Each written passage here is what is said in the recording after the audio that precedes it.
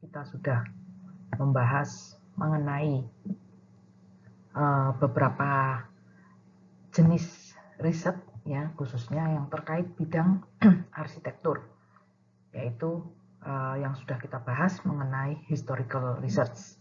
Nah, sekarang kita mau membahas mengenai correlational research yang juga merupakan salah satu metode yang cukup sering dipakai ya untuk riset arsitektur. Nah,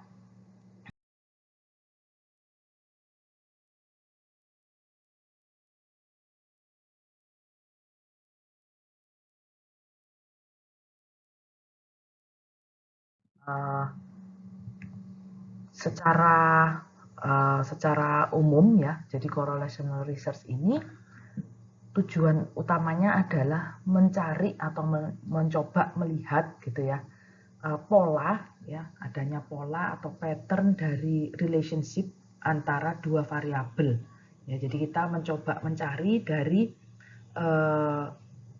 variabel-variabel yang mau kita teliti itu apakah ada relasi atau saling keterkaitan satu dengan yang lain. Nah, karakteristik umum dari metode riset ini adalah yang pertama, dia fokus pada dikatakan di sini naturally occurring pattern. Jadi pada pola-pola yang memang ada secara alami. Jadi bukan sesuatu yang direkayasa gitu ya, tapi memang ada terjadi gitu ya, fenomenanya terjadi sehari-hari, mungkin di lingkungan kita gitu ya. Dan itu yang mau kita teliti gitu. Nah, kemudian yang karakteristik kedua yaitu measurement of specific variable. Jadi yang kita ukur itu adalah variabel yang memang udah kita tentukan terlebih dahulu. Jadi sudah secara spesifik kita tentukan variabel apa saja yang mau kita teliti gitu ya. Dan yang ketiga karakteristiknya yaitu penggunaan statistik untuk membantu supaya lebih mengklarifikasikan pola relasi ini gitu ya. Dan ini memang satu ciri khas juga untuk correlational research, di mana penggunaan statistiknya ini cukup berperan gitu ya, cukup kuat, karena memang dengan adanya statistik ini itu bisa membantu, sangat membantu gitu ya, untuk memperjelas relasi antara variabel-variabel ini. Jadi kalau kita hanya lihat secara mungkin sekilas, atau sekilas maksudnya tidak diperhitungkan secara mendalam gitu ya dengan statistik, mungkin seakan-akan bisa terlihat oh ya ada hubungan gitu ya. Nah, tetapi hubungannya ini beneran ada atau cuma karena kebetulan aja, jadi mungkin terjadi pas pada saat itu, atau memang selalu terjadi seperti itu, dan seberapa kuat hubungannya, nah itu yang seringkali sulit kita tentukan hanya dari pengamatan ya, atau mungkin dari hasil survei yang kita coba petakan secara biasa tanpa perhitungan statistik yang mendalam gitu ya. Nah, beberapa contoh riset yang menggunakan metode ini nanti akan kita bahas beberapa contoh gitu ya. Nah, salah satunya ini adalah sebuah riset yang dilakukan oleh Jung Suk Kim ini ya, dia mempublikasikan risetnya di professional journal. Jadi ini adalah satu riset yang sangat memang sangat profesional ya. Dan si Kim ini dia ingin menilai gitu ya, sense of community di antara penghuni dari ada dua lingkungan, dua kawasan gitu ya, yang dia jadikan sebagai objek research, yaitu yang dia istilahkan dengan new urbanist neighborhood dengan typical suburban development. Jadi dia membandingkan dua lingkungan atau dua kawasan, dan dia mau menilai, dikatakan di sini, perceived sense of community dari orang-orang yang tinggal di kedua kawasan ini. Nah, kemudian contoh yang lain ya, ada penelitian dari William White sekitar tahun 1970-an. Ini memang penelitian yang sudah agak lama, tapi sangat menarik gitu ya, dan bisa menjadi bahan pembelajaran yang sangat baik gitu. Jadi si William White ini dia meneliti mengenai urban plaza yang ada di New York City gitu ya. Dan bagaimana apa yang dia temukan ini kemudian bisa menjadi driving force untuk pengembangan revisi dari zoning codes. Jadi dari kayak penentuan tata ruang wilayah yang ada di New York City, khususnya terkait di sini commercial high rise area gitu ya, di mana di antara commercial high rise ini ada beberapa titik yang disebut sebagai urban plaza gitu ya. Nah, jadi William White waktu itu bersama timnya dia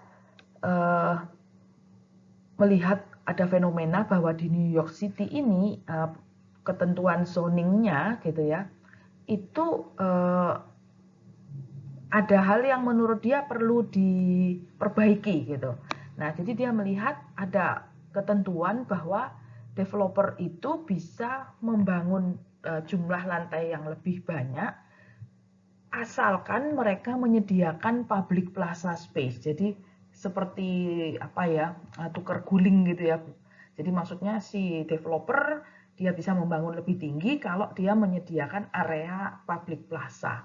Nah, tetapi pada saat itu dilakukan oleh beberapa high-rise building, ternyata urban plaza yang dibangun ini underutilized gitu ya, dan sangat underutilized menurut penilaian William White ini.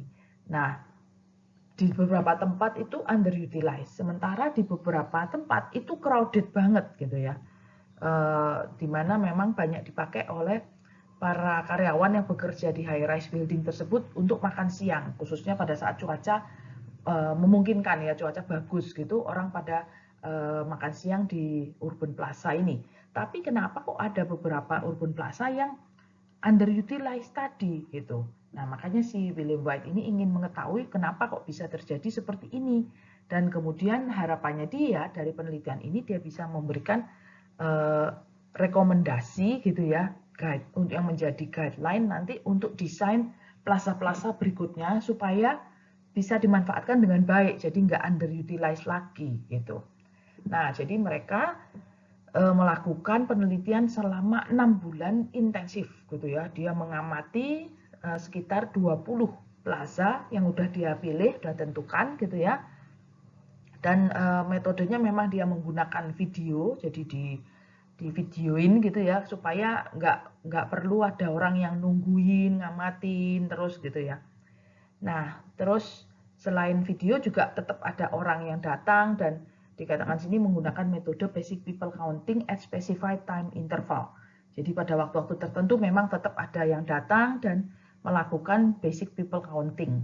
Ya, seberapa banyak orang yang menggunakan plaza tersebut. Nah, kemudian akhirnya dia memetakan hasil pengamatannya ini dan dia mengidentifikasi beberapa key design element gitu ya, yang kemudian menjadi variabel yang dia bandingkan gitu. Nah, beberapa key design element yang diangkat atau menurut William White ini signifikan adalah sitting space misalnya, ya salah satunya. Nah, jadi awalnya memang mungkin sitting space ini tidak menjadi satu key element gitu ya. Tetapi dari hasil pengamatan ternyata itu berperan gitu ya. Nah, sehingga kemudian dalam pengamatan selanjutnya White memetakan apa yang terjadi di plaza-plaza itu dibandingkan antara jumlah atau luasan areanya ya, kemudian juga dengan beberapa faktor lain dilihat korelasinya gitu ya. Nah, akhirnya terlihat bahwa terdapat korelasi yang kuat antara jumlah sitting space, jadi berapa tempat yang bisa didudukin gitu ya, dikaitkan dengan jumlah orang yang menggunakan plaza tersebut. Nah, ini beberapa hasil pengamatan dari hasil studinya William White ya, yang dia tampilkan dalam bentuk diagram batang ya. Dalam bentuk diagram batang yang menunjukkan hubungan dari beberapa faktor, ya, dan kemudian ada juga foto-foto tentunya apa yang terjadi di lokasi-lokasi tersebut. Nah, jadi dari dua contoh case study ini kita akan melihat pada karakteristik correlational research ini. Yang pertama itu tentang fokus pada naturally occurring pattern, ya.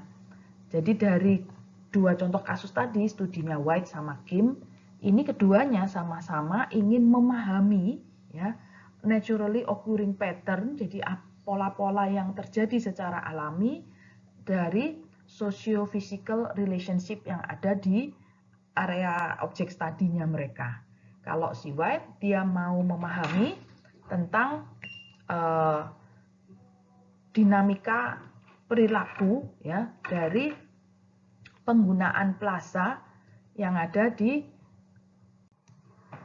ya, jadi White ini ingin memahami mengenai dinamika perilaku dari penggunaan plaza-plaza tersebut, secara khusus physical feature apa gitu ya yang bisa mendorong gitu penggunaan dari plaza tersebut. Nah, itu yang dia ingin pelajari gitu sama si White ini. Nah, sementara kalau Kim, dia ingin memahami pola hubungan antara berbagai karakter fisik gitu ya dari dua kawasan pemukiman gitu yang dia jadikan objek studi dan juga perilaku penghuninya gitu ya, dengan didukung dengan beberapa teori, misalnya terkait pedestrianism, social interaction, dan perceived meaning-nya, ya, apakah ada attachment dan apakah ada identitas yang ditaruhkan di kedua neighborhood ini gitu ya. Nah, dalam kedua kasus ini para peneliti sekali lagi ingin mengklarifikasikan relationship atau hubungan antara beberapa variabel yang cukup kompleks gitu ya, yang merupakan dikatakan sini real world variables. Jadi memang itu adalah variabel-variabel yang naturally occurring gitu ya, dan dia mau pelajari itu gitu. Nah, variabelnya di sini itu adalah serangkaian karakteristik dari physical feature, dari orang-orangnya, kegiatannya, atau meaning-nya gitu ya. Jadi makna yang didapatkan gitu. Nah, dan variabel ini bervariasi gitu, tergantung circumstance atau tergantung situasi dan kondisi yang dipelajari, dan juga tentunya terkait dengan dinamika dari interaksi sosiofisikalnya. Nah, beberapa pengukuran ya yang dipakai dari spesifik variabel yang diamati oleh Kim dan White ini, mereka memfokuskan pada variabel yang bisa diukur dan dikuantifikasikan gitu. Nah, di sini ini perbedaannya gitu ya dengan kualitatif desain. Jadi kalau sebelumnya lagi beberapa pertemuan yang lalu kita juga sudah membahas mengenai kualitatif desain. Nah, untuk correlational research itu fokusnya gitu ya. Jadi variabel yang difokuskan itu dianalisis secara terukur dan terkuantifikasi. Jadi correlational research ini bukan kualitatif sebetulnya, ya. Dia kuantitatif karena variabel-variabelnya itu diukur dan dikuantifikasikan, ya. Nah, jadi meskipun sama-sama, jadi antara kualitatif sama correlational ini meskipun sama-sama fokus pada naturally occurring pattern, tetapi kualitatif research ini lebih memperhatikan aspek kualitas holistik dari suatu fenomena gitu ya. Jadi penekanannya itu berbeda gitu ya antara correlational dengan kualitatif. Nah, kalau correlational ini dia memang menerapkan sejumlah taktik observasi dan dipengaruhi juga oleh jumlah orang yang menjadi responden atau objeknya, plus tingkah lakunya tentunya. Dan baik jumlah maupun tingkah laku ini itu dia ukur gitu ya, dia ukur atau dia kuantifikasikan. Nah, untuk yang penelitiannya White itu dia mendokumentasikan secara tepat ya dengan video tadi, dengan people counting, berapa orang yang menggunakan sebuah plaza pada satu waktu tertentu gitu ya. Khususnya dia ambil waktu selama lunch hour karena itulah waktu yang paling ramai gitu ya, paling padat. Dan kemudian dari pengamatan-pengamatan awal dia melihat bahwa suitable space ini itu menjadi key physical feature gitu dari penggunaan urban plaza ini ya. Dan oleh karena itu mereka kemudian mengukur beberapa atribut yang terkait dengan suitable space ini. Misalnya total lineal feet atau panjang gitu ya dari sitting space-nya ini, dan kemudian berbagai dimensi yang lain juga yang berpengaruh. Nah, jadi di sini benar-benar dia kuantitatif gitu ya.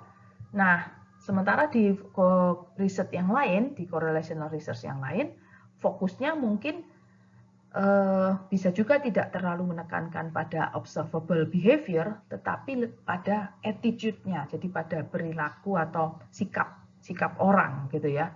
Kemudian makna apa yang diperoleh atau bahkan pada persepsinya, persepsi orang terhadap hal yang lain atau terhadap orang yang lain misalnya. Ya, jadi correlational research itu bisa memetakan gitu ya relationship antara hal-hal seperti ini. Kalau untuk yang studinya Kim misalnya dia mengukur sejauh mana persepsi dari para residen atau penghuni di wilayah tersebut itu polanya seperti apa. Dan kemudian dari situ dia melihat bagaimana sense of community di antara kedua lingkungan ini itu bisa dipetakan gitu ya, bisa dilihat bedanya seperti apa gitu. Ya. Jadi dalam mengukur variabel-variabel tersebut, nah kita sedikit refresh lagi terkait level of measurement ya. Jadi kalian di pelajaran statistik udah pernah mendapatkan ini di awal-awal ya tentang level of measurement. Nah, jadi dari sini kita bisa melihat bahwa apa yang kita pelajari di statistik itu ternyata juga sangat banyak terpakai gitu ya pada saat melakukan riset, khususnya kalau kita membahas mengenai correlational research. Nah, jadi di correlational research ini level of measurement itu sangat berperan gitu ya. Nah, contohnya di sini untuk level of measurement yang digunakan gitu ya, itu nanti kita akan lihat lebih detail gitu. Nah, jadi di sini para peneliti gitu ya pada saat dia mau melakukan correlational research dia harus memutuskan gitu ya, menentukan dulu level of measurement dari data yang atau variabel yang akan dia study, dia teliti itu apa, dan kemudian dia juga perlu memahami kalau dia pakai level of measurement yang nominal misalnya itu dampaknya seperti apa, implikasinya seperti apa ya. Jadi demikian juga dengan level of measurement yang lain. Jadi seperti yang kalian ingat, level of measurement ada 4, yaitu nominal atau yang bisa disebut juga categorical gitu ya, kemudian ordinal, interval, dan rasio. Nah, jadi di sini ternyata sangat berperan ini gitu ya, level of measurement ini. Contohnya untuk yang nominal, misalnya apa? Jika kita meneliti atau mengamati mengenai mode transportasi yang digunakan atau kegiatan yang dilakukan. Jadi misalnya pada saat White itu mengamati urban plaza gitu ya, dia mendata gitu. Berapa banyak orang yang duduk, yang berdiri, yang jalan-jalan misalnya. Nah, itu mengkategorikan gitu ya. Jadi dari sekian banyak orang itu dikategorikan, yang duduk ada berapa, nah dikategorikan dan dikuantifikasikan gitu ya. Kategorinya apa aja? Nah, itu tentunya dari pengamatan gitu. Misalnya untuk studinya Kim, dia mengamati mode transportasi apa yang digunakan oleh warga dari 2 neighborhood yang dia teliti. Berapa banyak yang naik mobil, yang naik sepeda, jalan kaki, dan sebagainya gitu ya. Nah, ini variabelnya nominal gitu ya. Atau untuk parameter yang lain gitu, ada yang ordinal misalnya. Terkait misalnya household income, dia kelompokkan berdasarkan tingkatan gitu ya. Misalnya kurang dari 5 juta, 5 sampai 10 juta, dan seterusnya. Atau bisa juga dengan metode yang lain gitu ya, pada saat menggunakan metode yang lain, bisa menggunakan atau melakukan ranking ya, ranking dari gambar-gambar yang dijadikan sebagai apa ya, semacam bahan penelitian gitu. Misalnya sebuah penelitian dia ingin mengetahui tentang pemahaman orang awam gitu ya terhadap misalnya tipe-tipe atau model bangunan gitu ya, arsitektur bangunan. Jadi diberi foto misalnya ada 24 foto bangunan yang kemudian ditanyakan gitu ya kepada beberapa responden orang awam, dikasih masing-masing satu set gambar, terus diminta untuk meranking gitu ya, atau mengkategorikan misalnya dari gambar-gambar tersebut mana yang kira-kira masuk tipe minimalis misalnya, mana yang tipe Skandinavian misalnya, atau tipe yang lain gitu ya. Nah, dan kemudian disuruh mengurutkan ini respondennya gitu ya, disuruh mengurutkan, meranking gitu, mana yang paling mereka prefer atau yang paling mereka sukai gitu ya. Yang kalau misalnya dia punya rumah, dia mau renovasi, dia mau pilih tipe atau jenis interior atau arsitekturnya, dia prefer yang mana. Nah, itu di ranking gitu. Nah, itu variabelnya ordinal gitu ya kalau di ranking itu. Nah, atau bisa juga menggunakan variabel interval atau rasio. Ya, di mana seperti yang kita ketahui kalau interval atau rasio itu biasanya dia bergantung pada unit of measurement yang konsisten gitu ya, dan sudah ditentukan sebelumnya gitu. Apakah itu misalnya mata uang atau dimensi gitu ya, jarak misalnya, atau panjang sesuatu hal gitu ya. Kemudian juga misalnya suhu gitu. Nah, itu bisa masuk ke interval atau rasio. Nah, di sini kalian tentunya harus memperhatikan lagi ya, apa perbedaan antara interval dan rasio. Ya, level of measurement interval dan rasio bedanya apa? Mana yang itu masuk kategori interval, mana yang masuk kategori rasio, nanti bisa di refresh lagi gitu ya dari pelajaran statistik yang sudah pernah saya sampaikan. Nah, kemudian kita lanjutkan tentang penggunaan statistik ya untuk mengklarifikasikan pola-pola dari relationship yang kita amati dari hasil studi kita ini. Nah, kalau kita lihat ya, White tadi kan di slide yang di depan kalian sudah melihat bahwa White ini menggunakan diagram batang untuk menampilkan hasil risetnya. Nah, itu seperti yang kita ketahui itu masuk ke dalam deskriptif statistik gitu ya. Sementara kalau Kim itu dia cenderung langsung melakukan correlational statistik ya, seperti yang ada di gambar sebelah kanan. Jadi dia menghitung korelasi antara 4 major element yang dia teliti ya, dan dia hitung secara statistik gitu. Korelasinya sejauh mana? Apakah signifikan atau enggak ya? Dilihat di gambar sebelah kanan. Nah, kemudian untuk correlational statistik ini itu ada 2 subtype ya dikatakan. Jadi ada 2 unsur lagi gitu yang bisa diidentifikasi, yaitu yang menyatakan hubungan antara variabel itu sama yang menyatakan causal comparative, jadi hubungan sebab akibat. Jadi yang pertama itu apakah ada hubungan atau enggak, seberapa kuat gitu ya. Nah, yang kedua itu apakah hubungannya ini timbal balik, jadi sebab akibat. Jadi apakah misalnya A ini terjadi karena B, atau sebaliknya B terjadi karena A gitu ya. apakah ada hubungan seperti itu, atau ya pokoknya ada hubungan aja gitu, tapi bukan hubungan timbal balik atau sebab akibat gitu. Nah itu diperdalam lagi gitu ya. Nah jadi untuk relationship-nya ini, relationship-nya atau hubungan antara variabel itu fokus secara khusus pada baik karakteristik atau sifat-sifat dari variabel tersebut, dan juga pada dikatakan di sini potentially predictive power of those relationship. Jadi kita melihat relationship-nya seperti apa gitu ya, dan kemudian dari situ bisa diprediksikan gitu ya, ada prediksi yang bisa dilakukan, jadi bisa dilihat misalnya kecenderungannya seperti apa gitu ya.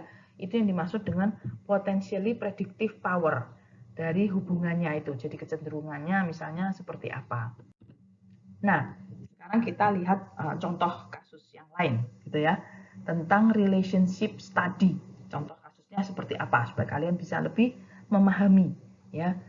Contohnya di sini adalah penelitian dari Oscar Newman yang dia melakukan penelitian di beberapa public housing di New York City. Ya, tujuannya apa? Nanti ujungnya adalah dia mau mempropose spesifik design guideline, gitu.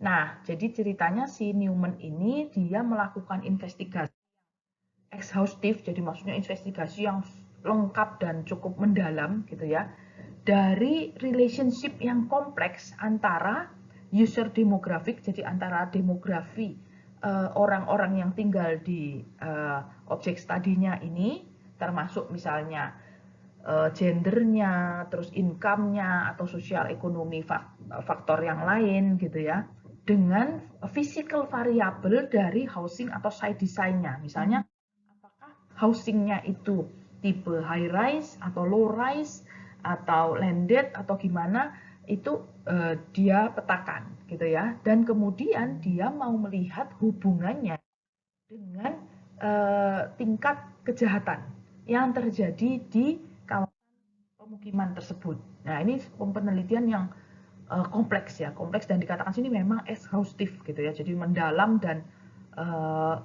kompleks gitu. Nah, jadi Newman ini tentunya dia melakukannya tidak sendiri gitu ya, karena ini adalah satu penelitian yang sangat exhaustive. Jadi dia punya tim, terus timnya ini dia meneliti secara ekstensif gitu ya. Dia mengambil data gitu dari 169 public housing project yang dikelola oleh New York City Housing Authority. Jadi kayak apa kalau di Indonesia mungkin PUPR ya, Kementerian Pekerjaan Umum dan Perumahan Rakyat, tapi bukan dari kementeriannya, tetapi dari yang di tingkat kota, gitu ya. Dalam hal ini karena New York City adalah kota yang sangat besar, maka penelitiannya dia mengambil sampel cukup banyak gitu supaya bisa valid dan representatif gitu ya. Nah, jadi kemudian dia mengumpulkan data-data itu, dia ambil data sekunder gitu ya dari New York City Housing Authority ini, kemudian dia mengkombinasikan data tersebut dengan berbagai tipe building type dan site plan-nya. Jadi itu tadi data terkait penghuninya, misalnya ini bangunan didirikan kapan, terus tingkat kejahatan yang terjadi seperti apa gitu, dengan building type dan site plan-nya gitu ya. Nah, kemudian dari data-data semua ini dia bisa menentukan di mana area-area yang dikatakan di sini most dangerous ya, yang paling bahaya atau tingkat kriminalitasnya tinggi gitu. Dan membandingkan tingkat kriminalitas ini dengan building type dan project layout-nya. Jadi apakah ada kaitan? Dia mau tahu gitu ya. Apakah tingkat kejahatan ini ada kaitannya dengan building type dan project layout-nya, site plan-nya gitu ya. Nah, dari hasil penelitian ini kemudian dia menghasilkan sebuah teori yang disebut defensible space. Nah, mungkin kalian pernah mendengar tentang teori ini, atau kalau belum mendengar nanti bisa dipelajari lebih lanjut. Jadi ini adalah satu teori yang keluar sebagai hasil dari riset gitu ya. Dan ini adalah satu teori yang cukup dikenal juga gitu ya. Nah, ini teorinya antara lain bunyinya seperti ini, nanti bisa dipelajari lebih lanjut ya. Jadi teori tentang defensible space ini tidak hanya mendefinisikan hubungan antara berbagai variabel lingkungan dengan konsekuensi behavioralnya, dengan konsekuensi perilakunya, ya dalam hal ini secara khusus behavior yang terkait tingkat kriminalitas gitu ya. Dan kemudian selain dia menghasilkan teori ini, dia juga bisa menunjukkan bahwa ada predictive capacity gitu ya. Jadi ada prediksi yang bisa dilakukan gitu ya dari teori ini gitu ya, yang kemudian prediksi ini nanti diterapkan dalam bentuk desain guideline. Ya, tujuannya supaya apa? Jadi maksudnya karena bisa diprediksikan bahwa kalau misalnya ada physical design atau physical building type seperti ini, maka itu ada kecenderungan gitu ya meningkatkan kriminalitas, misalnya seperti itu, sehingga desain guideline-nya itu bisa dibuat gitu ya, misalnya jangan ada misalnya area-area yang bisa membuat atau meningkatkan potensi terjadinya kriminalitas gitu. Nah, area-area seperti apa? Nah, itu yang dimasukkan di desain guideline-nya gitu ya. Khususnya pada saat mau membangun di sini low income housing gitu. Nah, itu kan rawan gitu ya.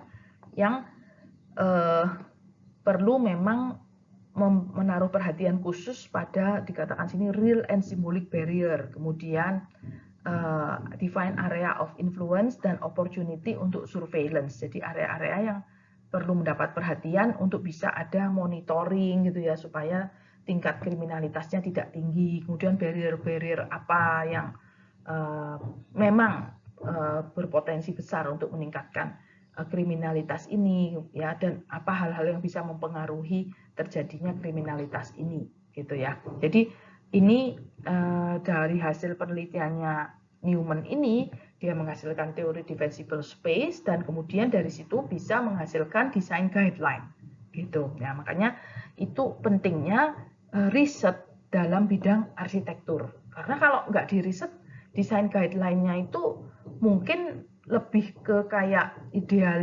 idealisme gitu ya, atau normatif aja gitu ya. Tapi kalau dengan riset, maka desain guideline-nya itu benar-benar bisa lebih lebih solutif gitu, bisa lebih menyelesaikan masalah yang ada di lapangan gitu. Nah, contoh yang lain tadi dari studinya White ya, yang tentang urban plaza itu bisa diprediksikan juga hubungan dari beberapa variabel kunci, misalnya tadi suitable space, proximity to street life, jadi kedekatan dengan area jalan yang ada kehidupannya, banyak kehidupan, maksudnya banyak activity-nya gitu ya, dengan higher level of plaza use. Jadi di sini dia bisa memprediksikan bahwa kalau misalnya di sebuah plaza itu ada cukup banyak suitable space, dan suitable space-nya ini cukup baik gitu ya, cukup mengundang orang untuk bisa duduk di situ, nah maka plaza use-nya juga pasti akan meningkat gitu. Nah, jadi untuk penelitiannya White ini memang dia belum menunjukkan, jadi dari hasil penelitiannya itu tidak terlihat ada hubungan sebab akibat. Jadi misalnya kalau suitable space-nya banyak, maka plaza use-nya pasti meningkat, atau sebaliknya itu memang belum terlihat secara nyata gitu ya, tetapi itu bisa diprediksikan. Jadi keakuratan prediksi dari hasil penelitiannya White ini cukup bisa menjadi dasar untuk menjadi desain guideline untuk urban plaza gitu ya. Dan kemudian memang desain guideline yang dihasilkan dari penelitian ini itu diterapkan menjadi new zoning codes, dan kemudian juga banyak dipakai oleh para arsitek dan landscape arsitek di seluruh dunia gitu ya. Jadi memang meskipun mungkin tidak terlihat ada hubungan sebab akibat secara langsung, tetapi keakuratan prediktifnya cukup baik gitu ya, sehingga bisa dipakai sebagai desain guideline.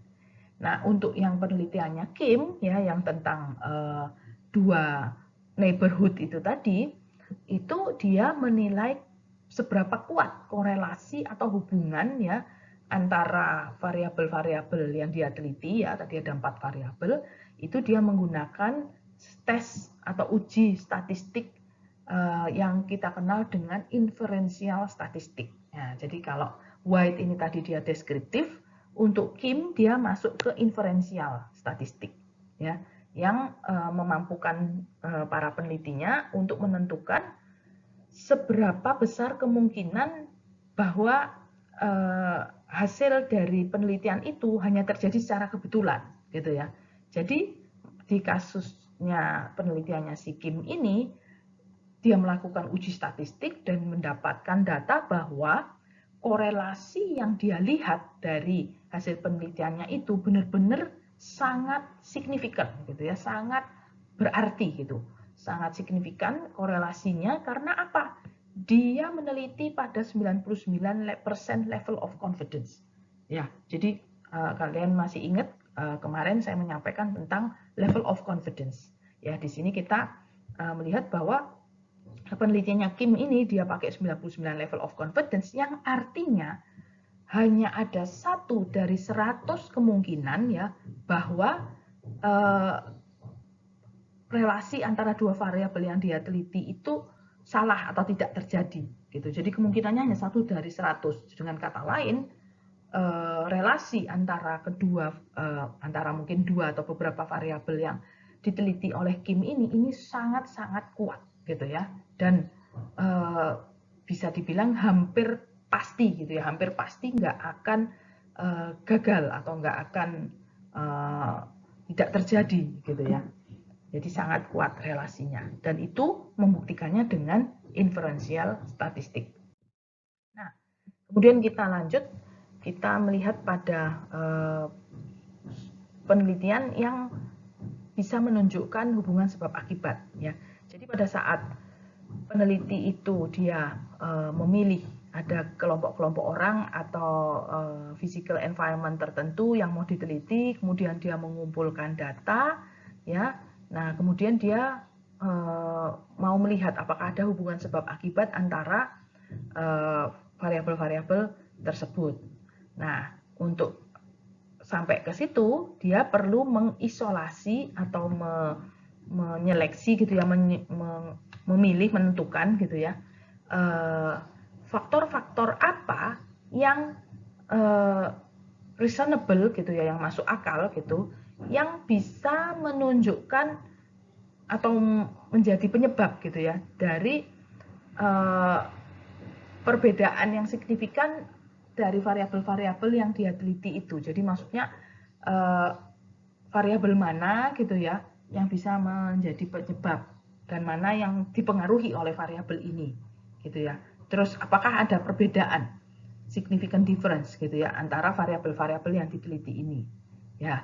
Nah, jadi contohnya tadi Kim kan meneliti 2 neighborhood yang disebut aja namanya Kentland dan Orchard Village gitu. Nah, jadi di sini penelitiannya ini merupakan contoh dari causal comparative study gitu ya, di mana tujuannya utamanya adalah menentukan sejauh mana ada perbedaan di physical karakteristik dari Kentland dan Orchard Village ini yang bisa berkontribusi pada perbedaan persepsi penghuninya terhadap sense of community gitu ya. Jadi memang agak complicated, tapi memang itu yang dia mau teliti gitu ya. Nah, jadi dia di sini menentukan beberapa physical feature dari masing-masing neighborhood ini sebagai independent variabelnya ya, dan kemudian perceived sense dari residentnya itu menjadi dependent variabelnya ya. Kalian coba nanti refresh lagi tentang dependent dan independent variabel yang sudah pernah saya sampaikan ya. Jadi di sini kita melihat bahwa studi yang atau research design yang dilakukan oleh Kim ini itu memang dia bisa menunjukkan hubungan sebab akibat gitu ya dari variabel-variabel yang dia teliti ya. Dan inilah salah satu karakteristik dari correlational research. Nah, kemudian di sini kita mau melihat bedanya apa antara correlational atau comparative research ini dengan experimental research. Ya, nanti pertemuan selanjutnya kita akan membahas lebih jauh mengenai experimental research ini, gitu ya.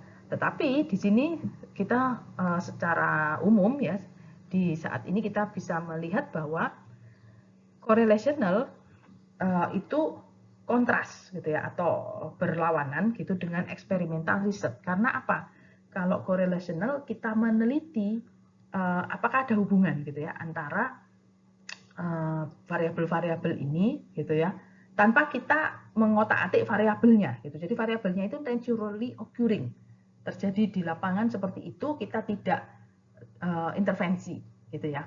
Sementara kalau experimental research itu kita melakukan satu treatment atau manipulasi gitu ya, atau kita intervensi gitu ya. Misalnya variabelnya ini kita setel gitu ya, kita otak-atik gitu, kita atur.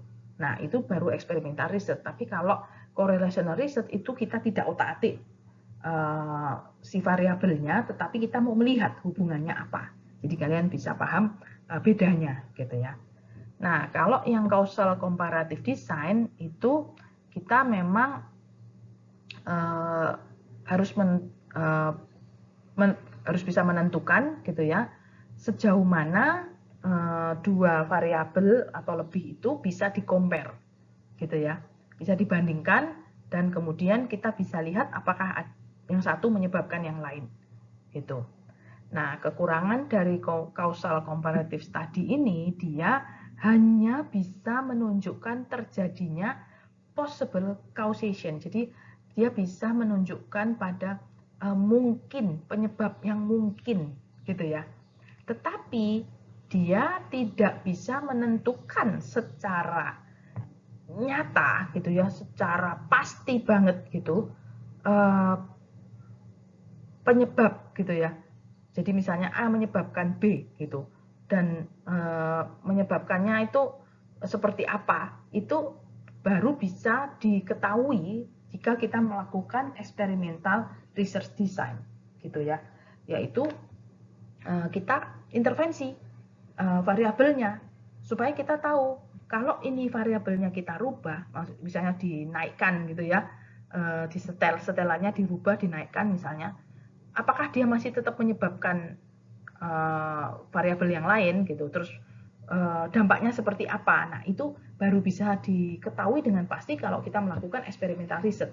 Jadi kalau yang causal komparatif ini hanya bisa menunjukkan bahwa ada possible causation, ada ini mungkin disebabkan oleh ini gitu ya, tapi tidak secara pasti gitu. Nah, jadi kalau kita melakukan correlational research ini, itu memang masalah sampling ya, pengambilan sampelnya itu juga menjadi significant issue, menjadi satu masalah yang signifikan, yang perlu benar-benar diperhatikan gitu ya. Karena kalau kita melakukan correlational research itu kan tujuannya kita mau memprediksikan seakurat mungkin gitu ya respon atau behavior dari sesuatu hal berdasarkan pola-pola yang ada gitu ya. Jadi apakah memang ada causal pattern gitu ya. Nah, jadi penentuan samplingnya juga harus pas gitu. Kalau kita menentukan samplingnya tidak pas, ya mungkin kita bisa melihat ada hubungan sebab akibat, tapi sebetulnya itu mungkin semu atau bukan itu sebetulnya gitu ya yang terjadi gitu. Nah, beberapa taktik atau bisa dibilang sebagai measuring tool gitu ya yang dilakukan untuk correlational research ini yaitu survei, salah satunya yang paling umum, yang paling banyak dilakukan itu adalah metode survei, di mana biasanya survei ini dilakukan dengan menggunakan kuesioner. Ya, kalian udah familiar tentunya dengan hal ini. Ya, jadi survei kuesioner itu salah satu taktik atau alat bantu gitu ya untuk correlational research, dan memang mungkin ini yang paling populer gitu ya. Keuntungannya survei ini dia memampukan peneliti untuk bisa mendapatkan data yang cukup ekstensif ya, atau cukup luas gitu. Maksudnya dia bisa tanya macam-macam gitu kan. Jadi pertanyaan di kuesionernya itu bisa misalnya lebih dari 20 gitu ya. Jadi bisa tanya mulai dari jenis kelamin, alamat, penghasilan dan sebagainya. Nah, itu yang dimaksud ekstensif atau broad. Broad itu kan luas gitu ya. Jadi dikatakan sini survei ini biasanya jenisnya itu lebih ke mendapatkan data yang broad, yang luas, lebih luas dibandingkan yang in-depth gitu. Jadi dia tidak terlalu mendalam tapi cenderung meluas gitu ya kalau pengumpulan data dengan survei ini ya. Jadi data yang dikumpulkan itu bisa mulai dari demografik karakteristik sampai ke behavioral habit ya, sampai juga ke opini atau attitude gitu ya terhadap berbagai topik gitu. Dan bisa mencapai banyak orang gitu ya pada waktu yang terbatas, apalagi zaman sekarang tinggal sebarin link Google Form gitu ya, kita bisa mencapai banyak responden dalam waktu yang sangat terbatas gitu. Jadi ini keuntungannya survei gitu ya. Nah, kerugiannya karena kita memang mau mendapatkan informasi yang luas ini gitu ya, maka salah satu kerugiannya itu adalah nanti untuk kita bisa mendapatkan in-depth understanding ya, jadi pemahaman yang mendalam dari data-data tersebut, itu memang kita harus ada usaha ekstra gitu, karena yang informasi atau data yang kita kumpulkan dengan survei ini kan banyak ya, dan itu variabel-variabel semua gitu kan, bisa jadi variabel semua. Jadi variabelnya ada banyak lah. Kalau kita mau benar-benar mempelajari keterkaitan antara variabel-variabel ini, pasti butuh analisis yang cukup lama gitu ya, cukup banyak gitu ya. Nah, itu yang kita butuh extra effort lagi gitu ya, apalagi kalau kita ingin mendapatkan in-depth understanding-nya itu, jadi perlu ada extra effort lagi. Nah, terus taktik yang berikutnya selain survei yaitu observasi ya, seperti yang tadi sudah dicontohkan di penelitiannya White ya, dia melakukan observasi dengan menggunakan time lapse video. Jadi dia pasang video tentunya di satu titik yang tidak mengganggu orang gitu ya, dan juga tidak jadi masalah gitu. Misalnya ada yang protes gara-gara privasinya terganggu misalnya. Nah, itu tentunya harus dihindari gitu ya. Jadi dia taruh video di titik tertentu yang tentunya juga mungkin sudah minta izin gitu ya ke pemerintah daerah tempat gitu. Terus dia pakai time lapse gitu. Sehingga dia bisa mengamati dan mengulang-ulang gitu ya. Kalau misalnya supaya lebih teliti gitu, itu bisa diulang. Kalau dia pakai orang nungguin gitu kan susah ya, kalau udah orangnya pergi ya udah mungkin sudah lupa gitu ya, atau mungkin ada spot-spot yang dia terlewat gitu. Tapi kalau pakai video ini kan lebih banyak hal yang bisa diamati gitu ya, bisa didata gitu. Nah, cuman tentunya harus tahu, dikatakan sini pay attention to what to look for. Jadi si penelitinya harus tahu yang mau dia cari itu. Jadi misalnya di videoin gitu ya, dari atas. Kalau dari bawah kan mungkin cenderung entah keinjek orang atau ketendang atau ketabrak gitu ya. Jadi videonya mungkin dari atas gitu untuk yang menyoroti area urban plaza itu. Nah, dari situ kan mungkin banyak orang gitu ya di urban plazanya itu, banyak orang lagi duduk, jalan, berdiri atau jogging atau gimana gitu kan.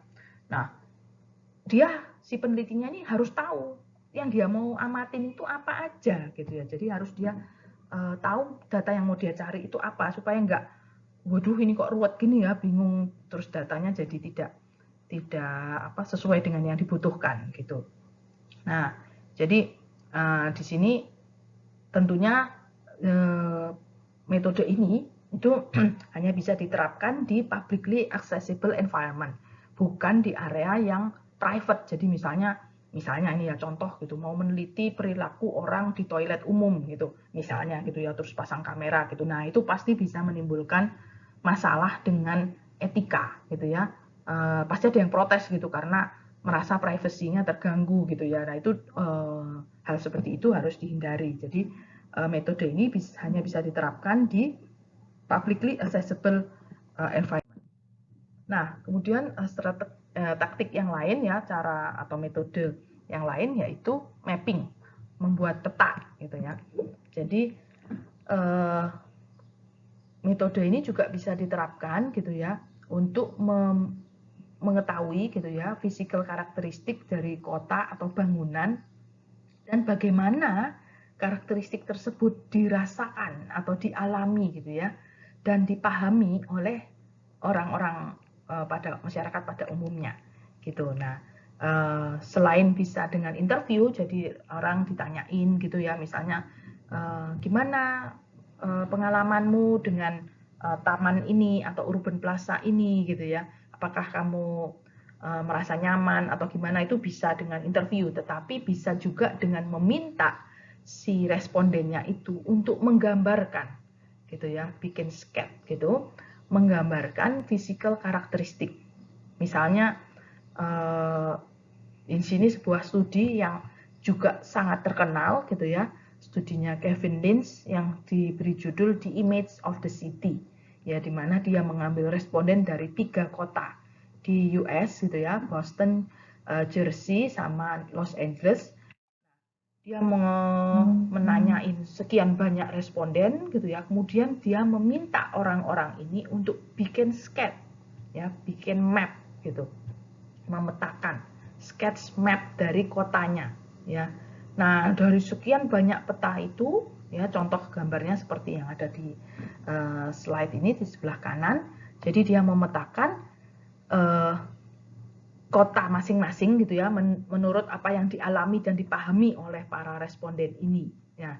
Dan jadi dari peta-peta ini kemudian akhirnya Lynch ini bisa mengeluarkan ya teori atau diistilahkan di sini his now famous 5 general categories of urban feature ya. Jadi urban feature, kategori urban feature yang saat ini kalian juga udah kenal ya dari mata kuliah TUPD. Kalian kemarin juga sudah mempelajari tentang path, edge, node, landmark, dan district ya. Ini 5 urban feature yang teorinya ini dipakai di seluruh dunia gitu. Nah, ini dari hasil risetnya si Kevin Lynch ini, yang mana dia menggunakan metode atau taktik mapping. Nah, kemudian cara yang lain yaitu sorting. Ya, tadi sudah sempat saya singgung sekilas. Sorting ini meminta responden untuk melakukan sort atau menyortir gitu ya, sekumpulan kartu, biasanya antara 20 sampai 30 kartu. Biasanya ada isinya itu, kartunya itu foto ya, gambar atau kata-kata gitu, sesuai dengan topik risetnya tentunya. Nah, sorting ini ada 2 tipe gitu ya, yang directed sort sama open sort. Kalau directed sort itu peneliti sudah menentukan serangkaian kategori gitu, di mana orang respondennya ini harus menyortir kartunya gitu ya.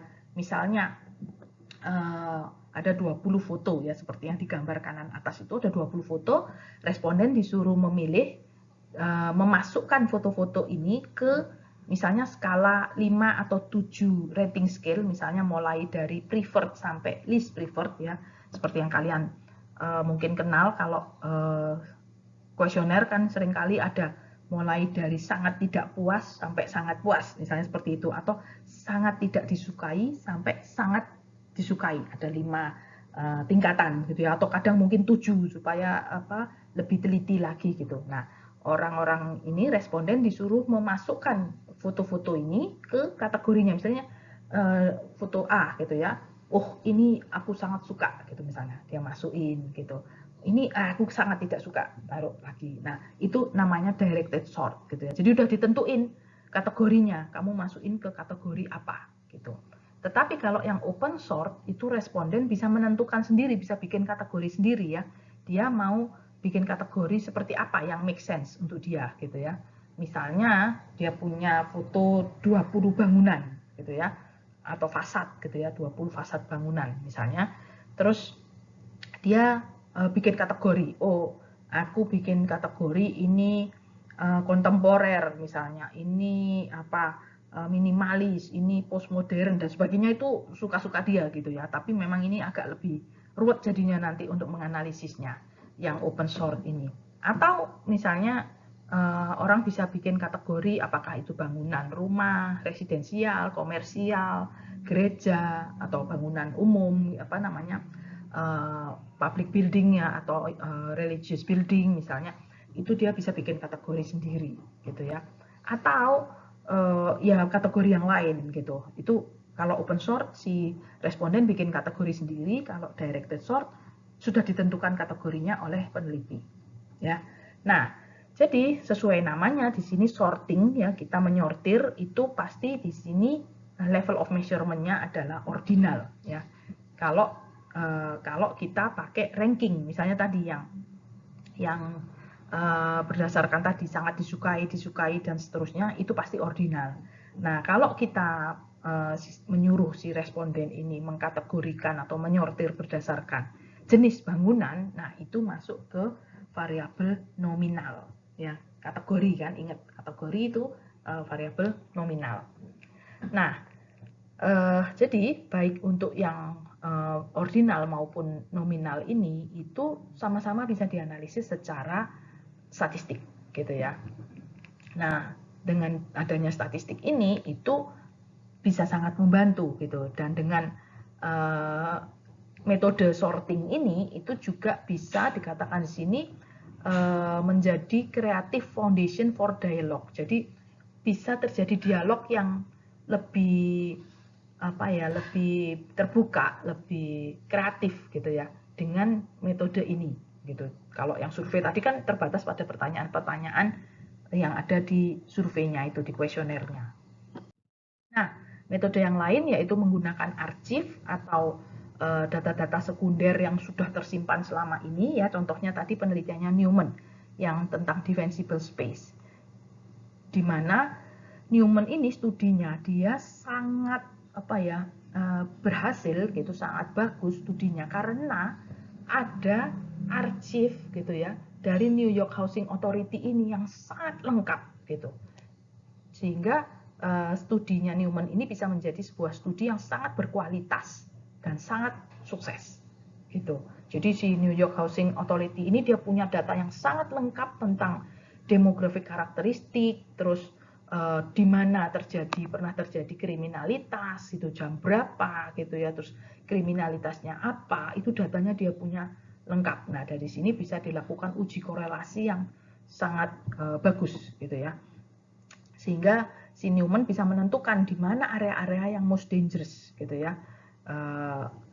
Terus dia bisa membandingkan kalau building type-nya seperti ini, layout-nya seperti ini, itu potensi terjadinya kriminalitas seperti apa berdasarkan data-data arsip yang disimpan selama mungkin sekian puluh tahun gitu ya.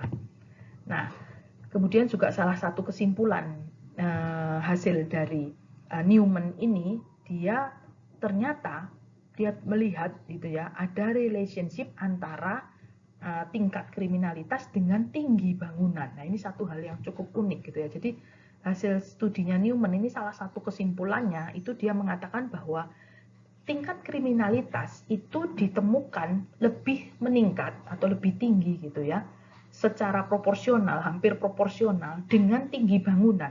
Jadi secara proporsional si Newman ini mengatakan bahwa semakin tinggi bangunan, tingkat kriminalitasnya meningkat. Nah, ini mungkin kita jadi, gitu ya, kok bisa gitu ya. Nah, itu memang berdasarkan hasil studinya si Newman gitu ya, tentunya pada kondisi di New York dan pada kondisi juga waktu itu gitu ya. Nah, apakah hal yang sama ini bisa berlaku di Indonesia misalnya pada kondisi saat ini? Nah, tentunya harus dilakukan studi lagi, bisa jadi comparative study juga dibandingkan dengan studinya Newman, dan juga bisa jadi tentunya correlational study, apakah memang di Indonesia juga ada korelasi gitu ya antara tinggi bangunan dengan tingkat kriminalitas. Nah, ini suatu topik yang menarik sebetulnya, tapi memang cukup complicated. Nah, kemudian bagaimana kita menganalisa data-data yang ada? Ya, ini ada 4 analisis yang mungkin juga kalian sudah pernah dengar tentang analisis tipologi, multiple regression, faktor analisis, dan multidimensional scaling. Ya, saya akan coba sampaikan secara ringkas karena memang ini kalau misalnya nanti ada yang tertarik dengan salah satu metode ini atau analisis ini, tentunya harus dipelajari lebih mendalam lagi gitu ya. Di sini saya menyampaikan secara ringkas aja dulu gitu.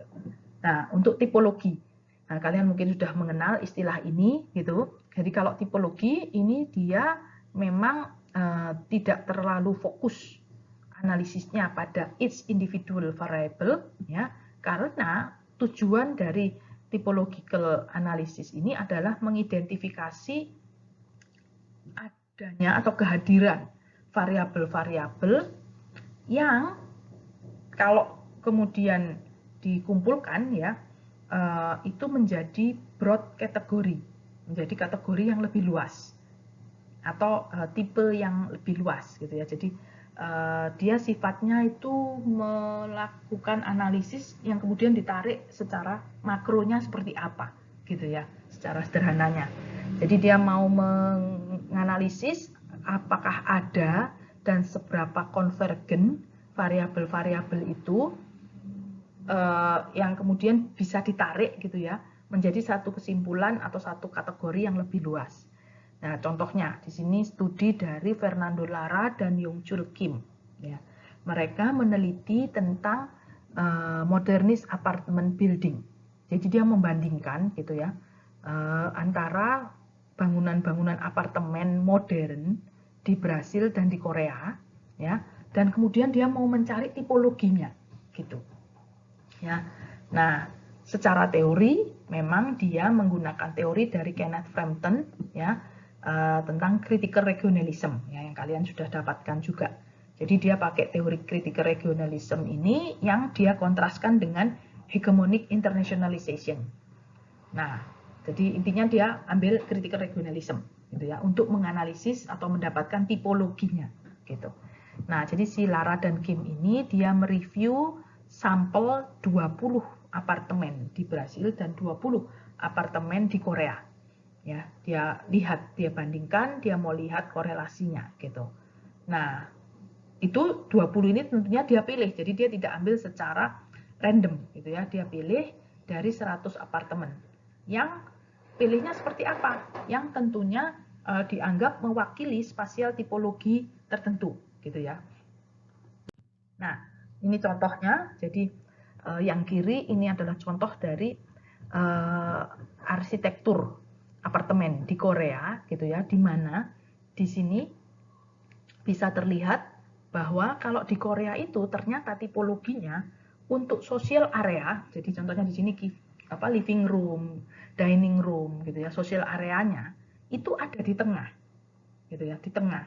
Jadi area private-nya yaitu bedroom sama bathroom itu ada di sekelilingnya gitu ya, malah di dalam hal ini di kanan kiri gitu ya. Jadi area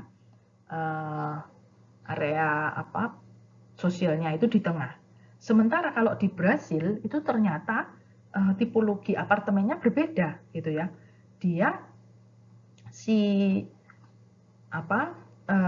ada pemisahan yang jelas antara sosial dengan private area. Jadi di sini kalau yang di gambar kanan kita melihat bahwa area sosial, jadi living room, dining room, kitchen, utility itu ada sebelah kiri. Bedroom sama bathroom sebelah kanan. Jadi ada kayak pembagian area yang lebih clear gitu di Brasil ini. Ya di Korea juga cukup clear, cuma memang sifatnya itu yang sosialnya di tengah. Jadi private-nya di sekelilingnya gitu. Nah, ini penemuan gitu ya dari correlational study yang berfokus pada tipologi gitu ya. Nah, kalau yang multiple regression sesuai namanya itu multiple ya, berarti ada beberapa variabel yang dianalisis gitu ya secara menggunakan regresi. Regresi ini juga satu metode statistik tentunya, yang dari metode ini bisa ditentukan strength and direction of relationship ya. Jadi bisa regresi ini tidak sekedar menunjukkan korelasi, tetapi bisa menunjukkan kekuatan hubungan antara variabel itu dan arahnya kemana, gitu ya. Nah, cuman memang untuk multiple regression ini itu fokusnya adalah pada data yang ada di level of measurement, interval atau rasio. Jadi nggak bisa untuk ordinal dan nominal. Ya. Nah, contoh kasusnya penelitian dari Ewing dan Handy tentang urban design qualities yang bisa mempromote walkability ya di urban community. Nah, jadi si Ewing dan Handy ini dia melakukan uji gitu ya, uji regresi ini terhadap 100, wah banyak ini parameternya, variabelnya. Jadi ada 100 specific physical feature gitu ya, yang menurut mereka bisa memiliki karakteristik prediktif gitu ya. Bagaimana urban quality itu bisa dialami. Misalnya dari aspek imageability, enclosure, human scale, transparency, dan complexity. Ya, dia ada 100 specific physical feature yang dia analisis dengan menggunakan multiple regression.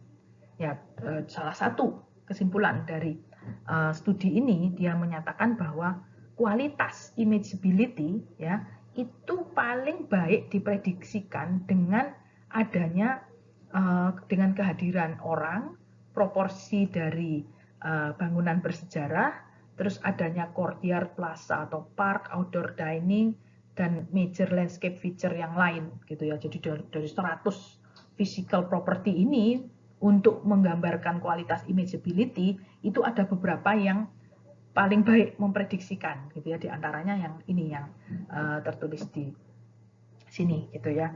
Nah, ini multiple regression. Nah, berikutnya faktor analisis. Jadi faktor analisis ini juga lagi-lagi khusus untuk interval atau rasio data. Jadi data yang level of measurement-nya itu interval atau rasio, dan tujuannya adalah untuk mengartikulasikan overall structure or pattern among variable. Jadi tujuannya itu untuk mengartikulasikan itu maksudnya untuk lebih memperjelas lagi gitu ya, struktur keseluruhan atau pola di antara variabel-variabel ini. Jadi peneliti itu bisa mengidentifikasi kelompok variabel yang menjadi faktor-faktornya gitu. Jadi kalau multiple regression tadi kan menunjukkan kekuatan hubungan ya dan arah hubungan itu. Terus kalau tipologi tadi melihat tipologinya secara broad gitu ya, secara lebih holistik gitu.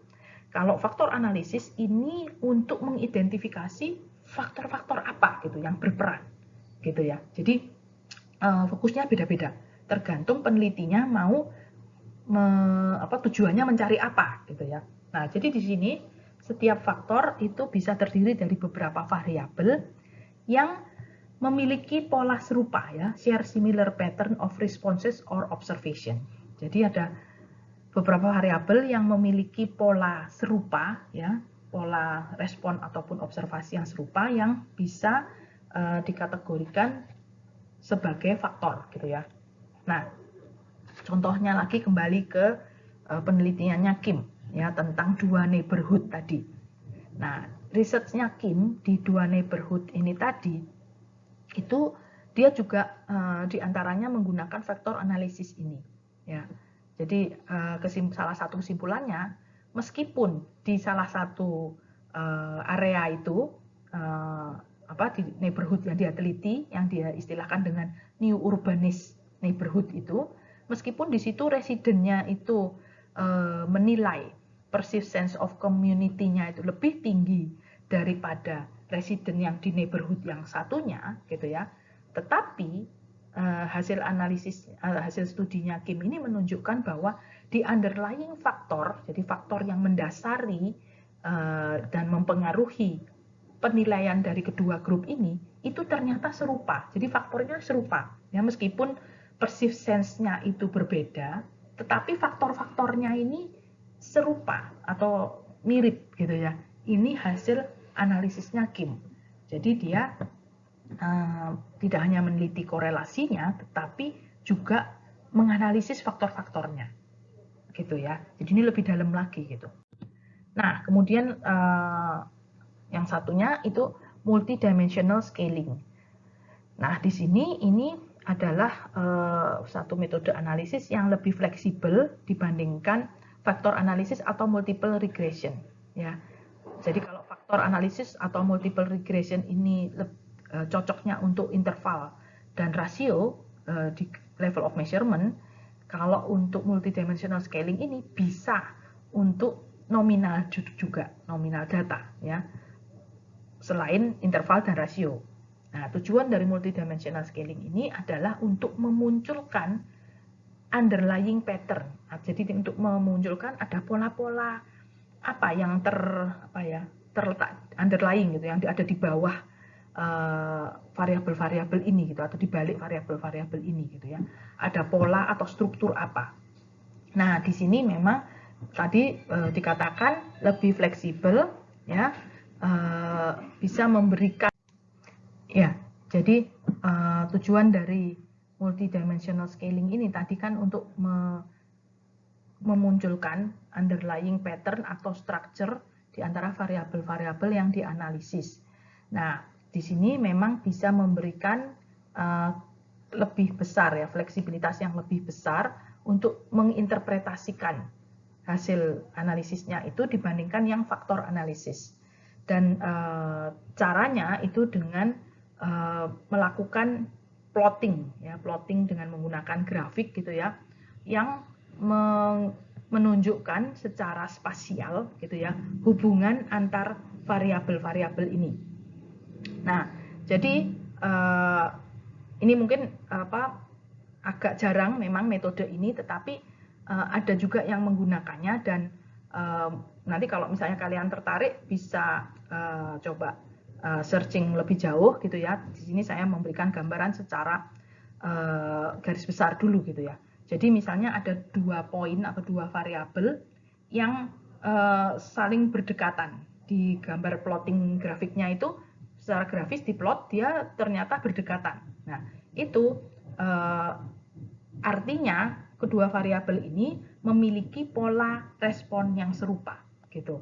Nah, kalau plottingnya itu berjauhan gitu ya, variabelnya ini berarti ada pola respon atau observasi yang tidak serupa. Jadi kalau jauh artinya polanya itu beda gitu ya, beda banget gitu. Kalau deket berarti lebih serupa gitu. Nah, contoh penelitian dari Linda Groth tentang pemahaman arsitek dan orang awam gitu ya mengenai architectural style. Jadi misalnya di sini si Linda Groth ini dia melakukan studi terhadap orang yang memang arsitek dibandingkan dengan orang awam. Jadi di sini sampelnya dia itu dia pakai orang accountant ya, para orang accounting, orang-orang yang bekerja di bidang accounting, dia tanya tentang architectural style. Terus dibandingkan hasilnya dengan orang yang memang berprofesi sebagai arsitek. Dia mau tahu apakah beneran ada perbedaan gitu ya. Nah, di sini karena si Linda ini dia menggunakan metode sorting, jadi dikasih gambar-gambar gitu, si accountant sama arsitek sama-sama masing-masing disuruh memilah-milah gitu, mana yang masuk architectural style A, architectural style B gitu ya. Nah, di sini jadi pakai degree of measurement-nya atau level of measurement-nya dia pakai nominal data karena tadi kategori gitu ya, pakai categorical gitu. Nah, jadi ternyata memang dari sini didapatkan bahwa memang ada perbedaan gitu ya, pemahaman antara orang awam dengan arsitek terhadap architectural style ini. Misalnya mana yang masuk kategori modern atau postmodern gitu ya. Nah, jadi waktu itu memang ada seperti bukan teori ya, tetapi suatu argumen gitu yang di dunia arsitektur itu bahwa orang awam itu menurut argumen pada saat itu ya dibilang mereka lebih suka postmodern building gitu ya. Terus bisa dibandingkan dengan yang modern building gitu. Nah, tapi ternyata dari hasil risetnya Linda Groth ini tidak demikian gitu. Ternyata memang ada perbedaan yang signifikan gitu ya antara arsitek dengan orang awam, dan juga bahwa ternyata si orang awam ini memang tidak lebih menyukai postmodern building gitu ya. Jadi itu salah satu contoh penggunaan multidimensional scaling ini dalam penelitian di bidang arsitektur. Nah, jadi saya lanjutkan, ini sudah secara umum ya, kesimpulan secara umum untuk correlational research. Jadi kekuatan ya, tadi kita sudah membahas mengenai beberapa elemen dan karakteristik dari correlational research. Kita mendapati bahwa correlational research ini memiliki kekuatan, yaitu yang pertama dia bisa mengklarifikasikan hubungan antara dua atau lebih variabel yang naturally occurring, yang terdapat secara alami. Dia bisa mengklarifikasikan hubungannya, ya namanya aja correlational research gitu kan. Terus kekuatan yang lain juga dia cocok, jadi correlational research ini cocok untuk mempelajari seberapa luasnya gitu ya suatu setting atau suatu fenomena. Jadi jangkauan atau tingkat keluasan dari suatu setting atau fenomena itu seperti apa, itu bisa cocok dipelajari dengan correlational research. Dan yang ketiga, kekuatannya tadi, dia bisa menunjukkan ada predictive relationship. Jadi bisa menunjukkan ada, oh kalau gini ada korelasi seperti ini, berarti diprediksikan kalau terjadi kondisi A itu mungkin atau possible resultnya gitu ya, diprediksikan akan seperti B, misalnya seperti itu. Ya, itu kekuatannya dia bisa tiga aspek ini. Nah, untuk kelemahannya ya, yang pertama itu researcher dia nggak bisa mengontrol level of or degree of variabelnya. Jadi level of or degree of variabelnya itu udah tertentu. Misalnya tadi kalau multiple regression ya pasti pakai interval atau rasio. Begitu juga yang faktor analisis. Itu nggak bisa diutak-atik sama si researchernya gitu ya. Memang ada yang bisa cukup fleksibel kayak tadi yang sebelum ini ya, yang terakhir tadi multiscale itu, tetapi intinya ya emang dari sononya seperti itu gitu. Jadi researchernya nggak bisa mengubah, jadi misalnya dia mau faktor analisis tapi pakai variabel nominal gitu, nggak bisa.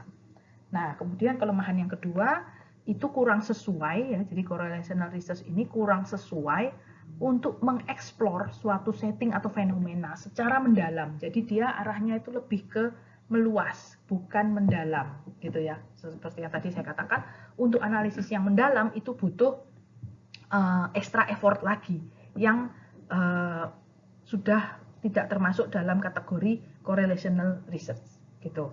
Nah, terus ya seperti tadi sudah disinggung juga, correlational research ini tidak bisa menentukan kausalitas atau jadi correlational research ini dia tidak bisa menentukan sebab akibat. Jadi apakah A itu pasti menyebabkan B atau sebaliknya, atau mungkin variabel yang lain ya. Jadi tidak bisa ditentukan. Yang bisa dilihat itu adalah mungkin ada hubungan sebab akibat, tetapi tidak bisa memastikan. Ya, jadi ini kesimpulan dari correlational research, kekuatan dan kelemahannya. Dan kita tadi juga sudah membahas mengenai karakteristiknya dan contoh-contoh aplikasinya ya, sehingga dengan demikian saya harap kalau pada saat nanti kalian mau pra-TA dan kemudian juga TA itu bisa menentukan dari awal gitu ya, dengan apa yang sudah kita pelajari di metode research arsitektur ini, itu kalian bisa menentukan dari awal kalian mau pakai strategi research atau research design yang mana gitu ya. Apakah ambil historical atau correlational atau eksperimental atau yang lain ya. Oke. Jadi untuk materi hari ini seperti ini. Nanti Ya, jadi saya harap kalian bisa dari awal menentukan apa yang strategi apa yang akan kalian pakai untuk riset kalian nantinya, ya berdasarkan apa yang sudah kita dapatkan dari materi selama perkuliahan MRA ini. Oke, materi hari ini sampai di sini. Terima kasih atas perhatiannya.